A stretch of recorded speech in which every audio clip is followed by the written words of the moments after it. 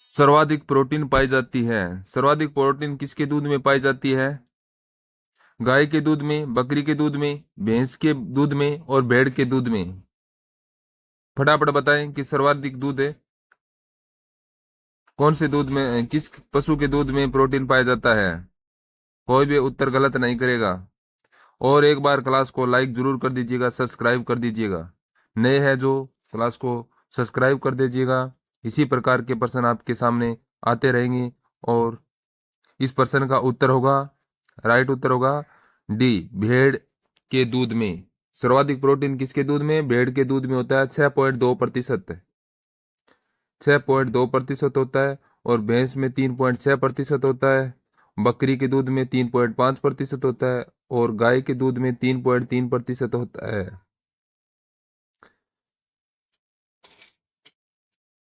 हाँ चलिए, नेक्स्ट प्रश्न है। हाँ, सबसे अच्छी दूध देने वाली वह द्विकाजी बकरी की नस्ल है। सबसे दूध देने वाले द्विकाजी बकरी की नस्ल कौन सी है? जमुनापारी, बर्बरी, गद्दी, मेहसाणा।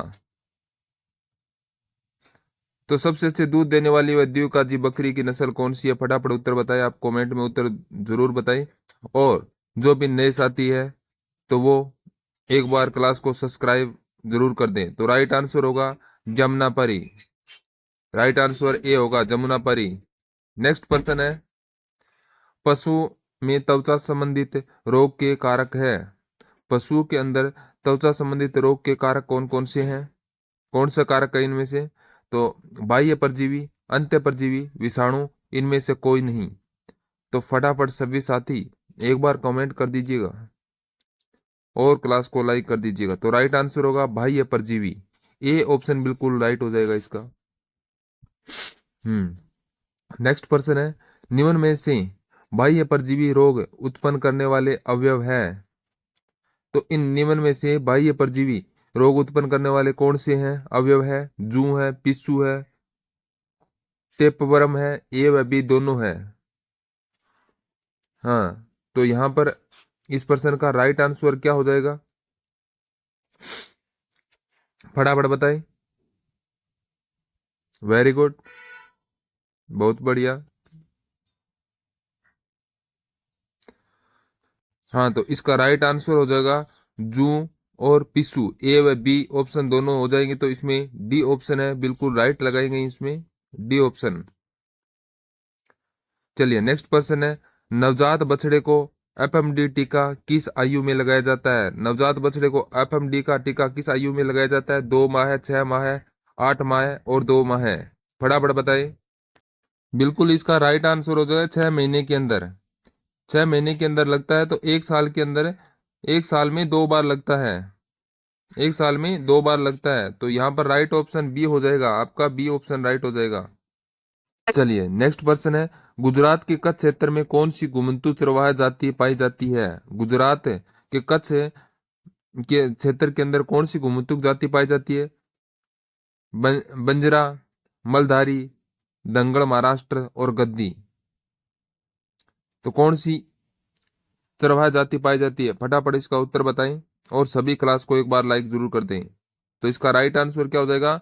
मलधारी। मलधारी हो जाएगा, बी ऑप्शन यहाँ पर बिल्कुल राइट हो जाएगा। मलधारी जाति पाई जाती है। चलिए नेक्स्ट है, निम्न में से कौन सा सही क्रम है? आपको बताना है कि इनमें से कौन सा जो क्रम है वो बिल्कुल सही है। हाँ, नासागवा, गर्सिनी, लेरिंग्स और सवसनिकाएं और कुपिकाएं। कुपिकाएं कैसी होती है? कुपिकाएं होती है अंगूर के गुच्छे की तरह, अंगूर के गुच्छे की तरह होती है। तो यहाँ पर ऑप्शन हो जाएगा डी ऑप्शन, यहाँ पर इस प्रश्न का राइट आंसर हो जाएगा डी ऑप्शन।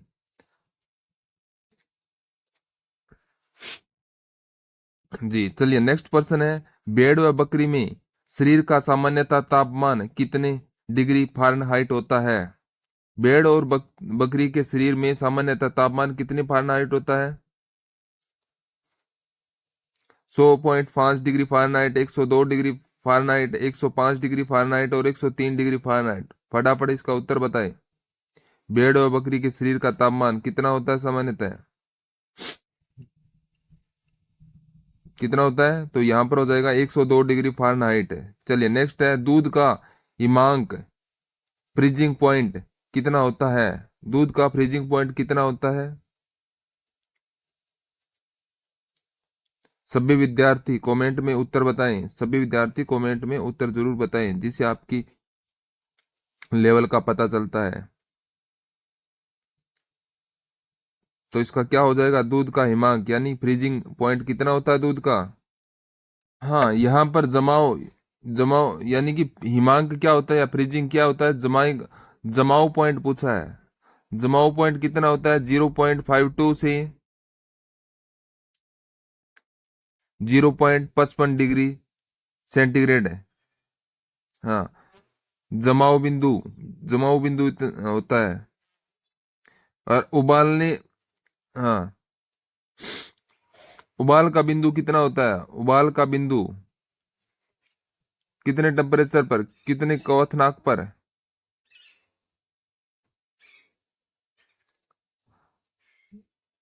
हाँ, तो जमाव बिंदु तो आ गया। फ्रीजिंग पॉइंट, क्वथनांक क्या होगा? 101 डिग्री सेंटीग्रेड होगा। हाँ, पीएच मान क्या होता है? 6.6। पीएच मान 6.6 अम्लीय, अम्लिक।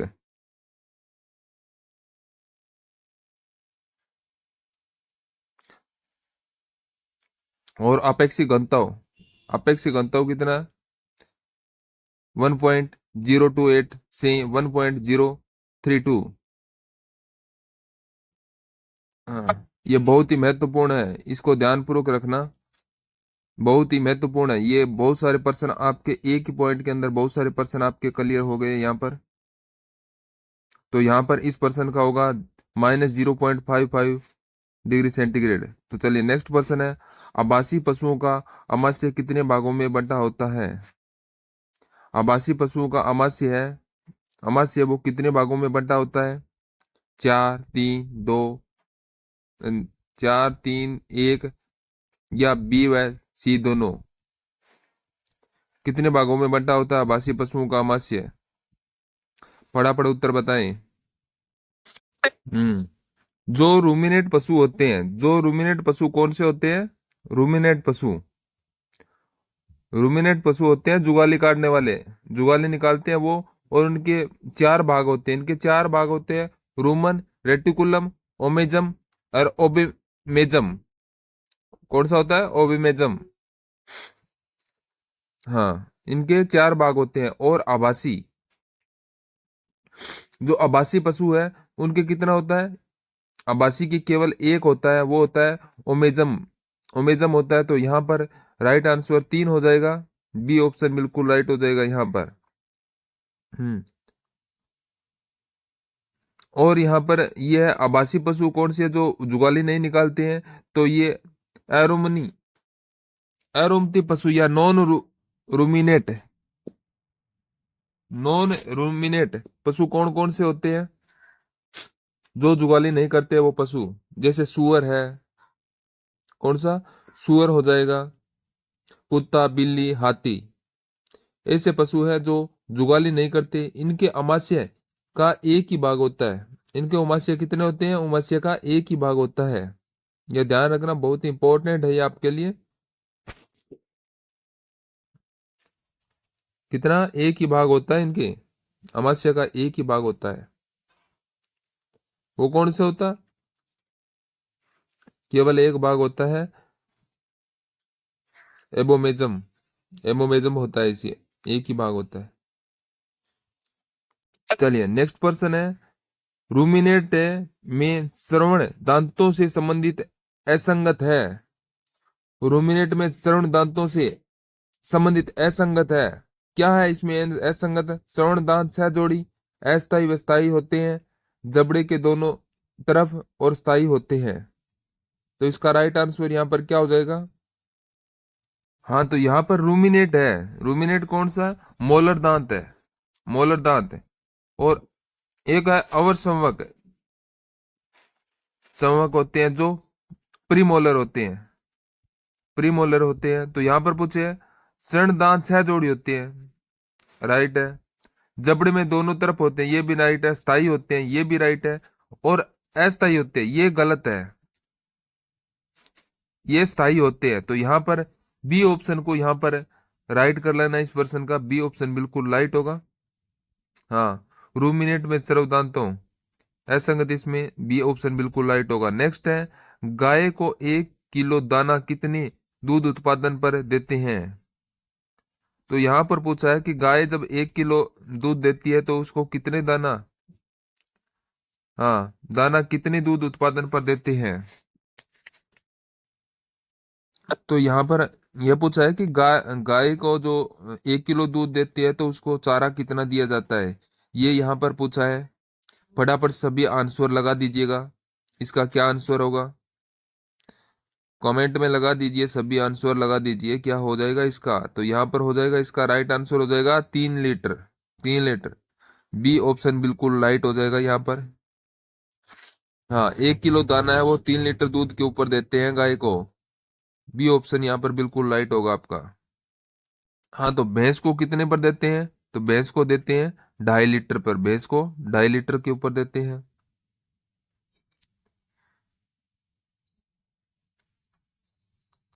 प्रश्न है निम्नलिखित में से कौन सी संरचना नर में सहायक जनन ग्रंथि है। नर के अंदर पूछा है, नर के अंदर कौन सी सहायक है जनन ग्रंथि है। प्रोस्टेट ग्रंथि, जठर ग्रंथि, मशरूम काय ग्रंथि और वषण ग्रंथि। फटाफट उत्तर बताएं, कौन सी है नर के अंदर सहायक जनन ग्रंथि। बात करें दोस्तों वर्षण की, तो वर्षण एक प्राथमिक है, ये तो एक प्राथमिक ग्रंथि है, प्राथमिक अंग है ये तो एक। हाँ, तो इसका ऑप्शन ए आएगा प्रोस्टेट ग्रंथि, ऑप्शन ए प्रोस्टेट ग्रंथि यहाँ पर राइट हो जाएगा इसका। हाँ, प्रोस्टेट ग्रंथि का काम क्या होता है, क्या काम होता है, ये प्रोस्टेट ग्रंथि है जो शुक्राणुओं को पोषण प्रदान करती है, शुक्राणुओं को पोषण प्रदान करती है, शुक्राणुओं को हाँ पोषण देने का काम करती है ये। चलिए नेक्स्ट है, जब एक मादा बछड़ी एक नर बछड़े के साथ जन्म लेती है तो बाज मादा को कहते हैं। जब एक मादा बछड़ी व नर बछड़े के साथ दोनों साथ में जन्म लेते हैं तो वो बांझ मादा को क्या कहते हैं। रिपीट ब्रीड, प्रीमोर्टिन, डिस्टोर्किया और ब्रुसेलोसिस बीमारी। कौन सा हो जाएगा यहाँ पर राइट आंसर, कौन सा हो जाएगा। सभी सभी उत्तर दें इसका कमेंट में। हाँ, तो यहाँ पर राइट आंसर कौन सा हो जाएगा, यहाँ पर हो जाएगा प्रीमोर्टिन, प्रीमोर्टिन बी ऑप्शन बिल्कुल राइट हो जाएगा यहाँ पर। चलिए नेक्स्ट प्रश्न देखते हैं अभी। समूह में मध्य में आए पशु के पहचान के लिए उपयोग किया जाता है। मध्य में आए पशुओं के पहचान के लिए उपयोग किया जाता है, किससे उपयोग किया जाता है। बुलक, केपेन, टीजर बुल और कोई नहीं। तो इसका आंसर यहाँ पर क्या हो जाएगा। चलिए दोस्तों फटाफट बताइए इसका आंसर क्या हो जाएगा यहाँ पर,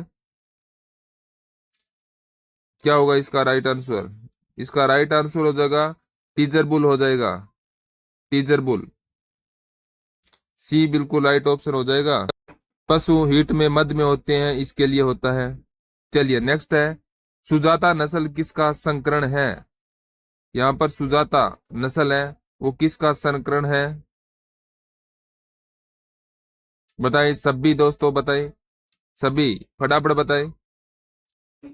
एचएफ और साहिवाल से, एचएफ और साहिवाल से कौन सा हो जाएगा, फ्रीजवाल हो जाएगा, फ्रीजवाल। हाँ, और एचएफ और थारपाकरा से, इनसे हो जाएगा क्रीन फ्रीज, क्रीन फ्रीज हो जाएगा इनसे। तो यहां पर सुजाता नस्ल की बात करें तो यहां पर कौन सा हो जाएगा,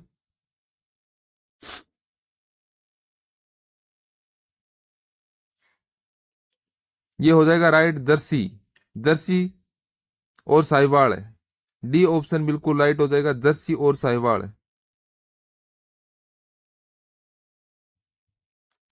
दोस्तों यहाँ पर जर्सी और रेड सिंध से कौन सी नस्ल आएगी?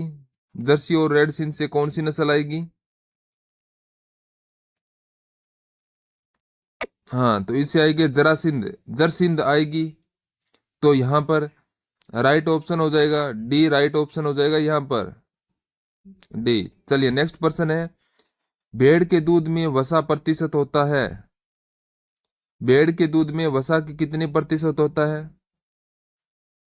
ये प्रश्न कई बार आ चुके हैं, रिपीट हो चुका है। सभी विद्यार्थी इसका उत्तर गलत नहीं करेगा, कोई भी विद्यार्थी नहीं करेगा इसका, क्योंकि बहुत बार ये प्रश्न रिपीट हो चुका है। भेड़ के दूध में कितना प्रतिशत होती है वसा की मात्रा? दोस्तों यहाँ पर राइट क्या हो जाएगा? हाँ, 7.3 तो होता है। किस में होता है 7.3? 7.3 तो होता है भैंस में, भैंस के दूध में होता है 7.3 तो। हाँ, वसा की मात्रा 7.3.8% होती है।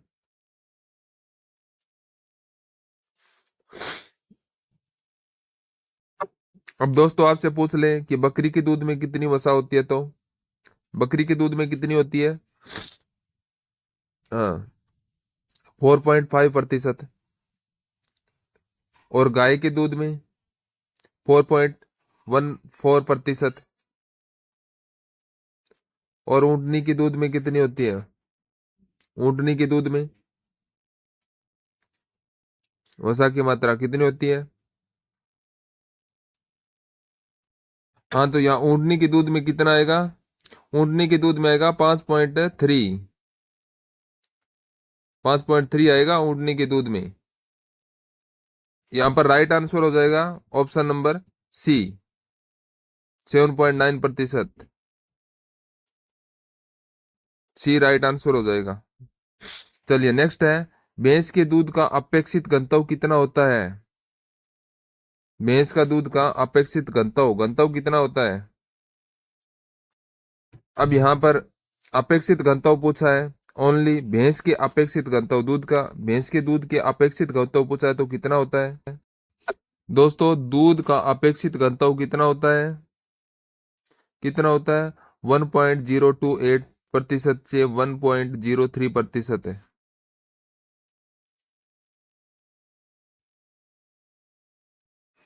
दोस्तों गाय का होता है, गाय को कितना होता है? 1.028 से 1.03 होता है, ये गाय का होता है।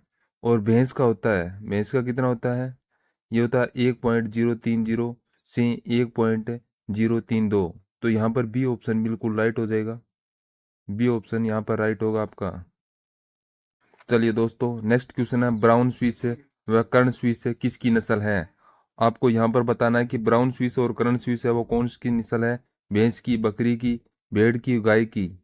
तो यहाँ पर आंसर हो जाएगा, ये होगा गाय की नस्ल है, डी राइट आंसर हो जाएगा। नेक्स्ट है, क्रीम पृथक्करण मशीन किस सिद्धांत पर कार्य करती है? क्रीम पृथक्करण मशीन किस सिद्धांत पर कार्य करती है?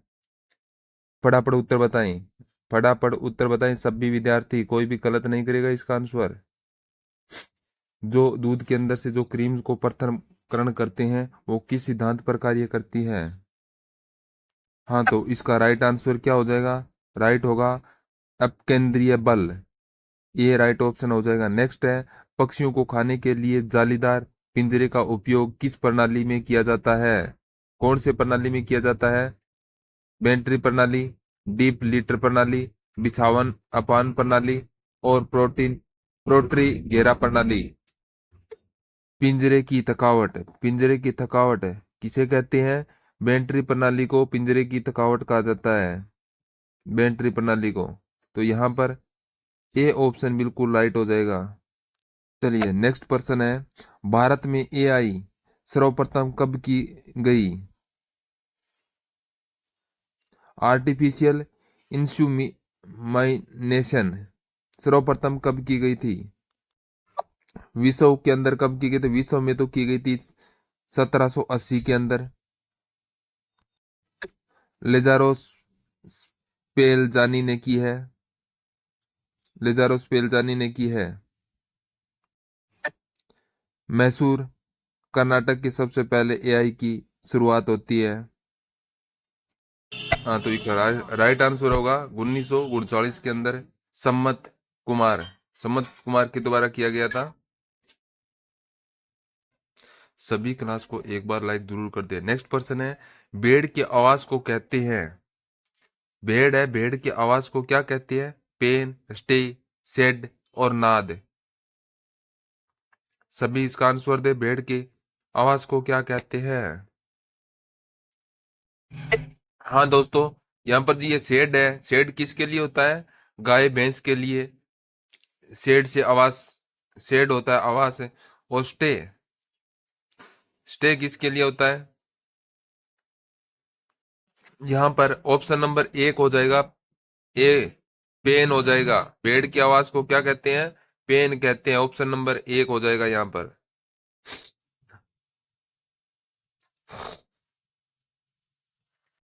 ये स्टे है। स्टे, स्टे किसके लिए होता है? स्टे होता है घोड़े के लिए। घोड़े के लिए यूज होता है स्टे। चलिए नेक्स्ट पर्सन है, सर्वाधिक लैक्टोज यानी दूध शर्करा किस गाय के दूध में होती है? सबसे ज्यादा दूध शर्करा यानी लैक्टेज किसके, किस गाय के दूध में होता है? सभी बताएं, फटाफट इसका आंसर दें। दूध होता है मीठा। अगर लैक्टोज की मात्रा अधिक होती तो दूध होगा मीठा, तो ये हो जाएगा साहिवाल के दूध में। डी राइट आंसर हो जाएगा, इससे दूध मीठा होगा। तो नेक्स्ट पर्सन है, गाय की वह नस्ल जिसके दूध में वसा की न्यूनतम मात्रा होती है। गाय की वह कौन सी नस्ल है जिसके अंदर वसा की न्यूनतम मात्रा होती है? जर्सी है, होलिस्टीन फ्रीजियन है, रेडेन है, थारपाकरा है। फटाफट बताइए इसका उत्तर क्या हो जाएगा। किस नस्ल की दूध जो गाय है तो उसके दूध में वसा की न्यूनतम मात्रा, कम मात्रा होती है, न्यूनतम मात्रा कौन सी हो जाएगी? अगर आपसे पूछे कि वसा की मात्रा अधिक किसमें होती है तो वो होगी जर्सी के अंदर, अधिक होगी जर्सी के अंदर। और न्यूनतम किसमें होगी? होलिस्टियन फ्रीजियम यानी एचएफ में के अंदर। एचएफ, बी ऑप्शन बिल्कुल राइट होगा। एचएफ के अंदर वसा की मात्रा न्यून होती है, कम होती है। चलिए नेक्स्ट पर्सन है, मादा जनन अंग का सबसे बाहर खुलने वाला भाग है। मादा, मादा जनन अंग का सबसे बाहर खुलने वाला भाग कौन सा है? भाग कौन सा है? योनि, गर्भाशय, भंग या गर्भाशय ग्रीवा। तो कौन सा हो जाएगा मादा जनन अंग का सबसे बाहरी खुलने वाला भाग? फटाफट आंसर बताएं। ये आपको कई बार ये रिपीट हो चुका है, पर्सन आपके पीछे भी आया है। और आप क्लास को शेयर कर दीजिए। जो नए विद्यार्थी जो क्लास को देख रहे हैं वो एक बार क्लास को सब्सक्राइब जरूर कीजिएगा।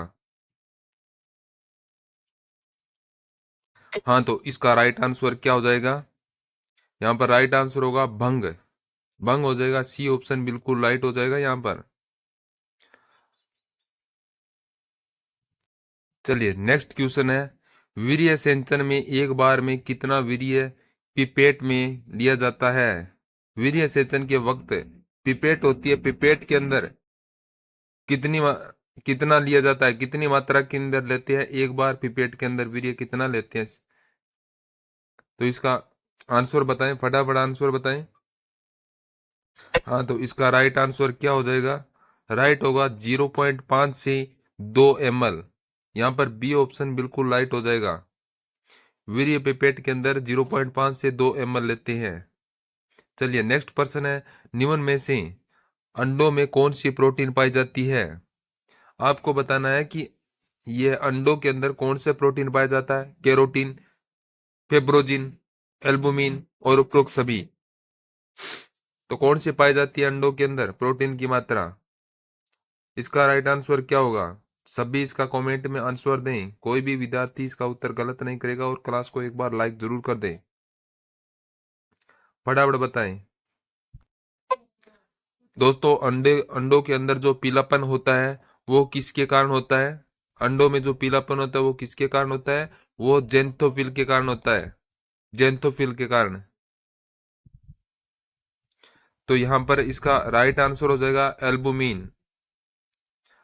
प्रोटीन है, अंडों में कौन सी प्रोटीन पाई जाती है, एल्बुमिन। चलिए नेक्स्ट प्रश्न है, निम्न में से किस पशु की नाड़ी गति सबसे कम होती है? आपको बताने हैं कौन से पशु की नाड़ी गति है वो कम पाई जाती है। बकरी की, गाय की, मुर्गी की और भैंस की। कौन से पशु की नाड़ी गति है वो कम पाई जाती है? आपको यहां पर सबसे कम बतानी है, सबसे कम नाड़ी गति बतानी है। तो सबसे अधिक किस में होगी? सबसे अधिक किस में? तो सबसे अधिक तो मुर्गी में होगी। हाँ, सबसे अधिक तो मुर्गी के अंदर नाड़ी दर सबसे अधिक मुर्गी के अंदर होती है। और भैंस के अंदर कितनी होती है? भैंस के अंदर होती है 40 से 60 होती है भैंस के अंदर, 40 से 60। और गाय के अंदर 40 से 55 होती है। तो किस में हो जाएगा? गाय के अंदर बी ऑप्शन यहां पर हो जाएगा। और बकरी के अंदर कितनी होती है? 70 से 80। बकरी में 70 से 80 होती है। चलिए नेक्स्ट प्रश्न है, डेयरी पशुओं को अस्थायी दंत सूत्र है। डेयरी पशुओं की अस्थायी दंत सूत्र कौन सा है? दोस्तों डेयरी पशु में अस्थायी दांत पूछे हैं तो आप बताएं कि डेयरी पशु कौन से होते हैं? डेयरी पशु कौन से होते हैं? वो देसी पशु, देसी पशु यानी पशु, पालतू पशु, रुमेंथी, रुमेनेट। हाँ, जिसमें अस्थायी दांतों का सूत्र पूछा है यहाँ पर। तो इनमें बताना है कि स्थायी दांत कितने होते हैं। कितने होते हैं स्थायी दांत? तो स्थायी दांत होते हैं 32। स्थायी दांत होते हैं 32 होते हैं। तो इसका सूत्र क्या होगा यहाँ पर? इंसीजर कितने होते हैं इसमें? 0। ऊपर वाले, ऊपर वाले कैनाइन, कैनाइन कितने होते हैं? कैनाइन होते हैं कितने? 0। मोलर कितने होते हैं? मोलर 3। और प्री मोलर कितने होते हैं? ये भी 3 होते हैं। इंटू 20। तो ये इसका सूत्र होगा, अस्थायी दांतों का सूत्र होगा। तो यहां पर राइट कौन सा आएगा? राइट यहाँ पर सभी का आ रहा होगा, सी ऑप्शन बिल्कुल राइट, सभी का आ रहा होगा। अस्थायी दांतों की संख्या 20 होती है। अस्थायी दांतों की संख्या 20 होती है। इसमें मोलर, मोलर दांत नहीं होते हैं। इसके अंदर मोलर दांत नहीं होते हैं, यह ध्यान रखिएगा। हाँ, बहुत इंपॉर्टेंट पर्सन है। चलिए नेक्स्ट पर्सन है, दूध की रानी कहलाने वाली बकरी की नस्ल है। आपको यहां पर बताना है कि दूध की रानी कहलाने वाली, मिल्क क्वीन कहलाने वाली बकरी की नस्ल कौन सी है। फटाफट उत्तर बताएं, कौन सी बकरी, कौन सी हो जाएगी यहां पर? मिल्क क्वीन, मिल्क क्वीन के बारे में पूछा है यहां पर। क्या है? मिल्क चैंपियन है ये। हाँ, मिल्क चैंपियन, इन दोनों के बारे में यहाँ पर पूछा है। तो यहाँ पर कौन सा हो जाएगा? तो ये राइट हो जाएगा, साने, सानेन। बी ऑप्शन बिल्कुल राइट हो जाए, सी ऑप्शन। ये कहाँ की है? ये स्विट्जरलैंड की है, स्विट्जरलैंड की है। दोस्तों ये ऐसे पर्सन एग्जाम में आपके आ सकते हैं। दोस्तों इनके नर और मादा दोनों के अंदर क्या है? दाढ़ी है, दाढ़ी है इन दोनों के अंदर। मिल्क चैंपियन है, ये कौन सी हो जाएगी? टोगनबर्ग हो जाएगी। ये भी स्विट्जरलैंड की है, ये भी स्विट्जरलैंड की है दोस्तों। ये 2 साल तक लगातार दूध देने वाली बकरी है दोस्तों। लगातार 2 साल तक दूध देने वाली बकरी है ये। दोस्तों इन बकरियों के नर और मादा दोनों के अंदर सींग नहीं होते हैं, उन बकरियों में सींग नहीं होते हैं।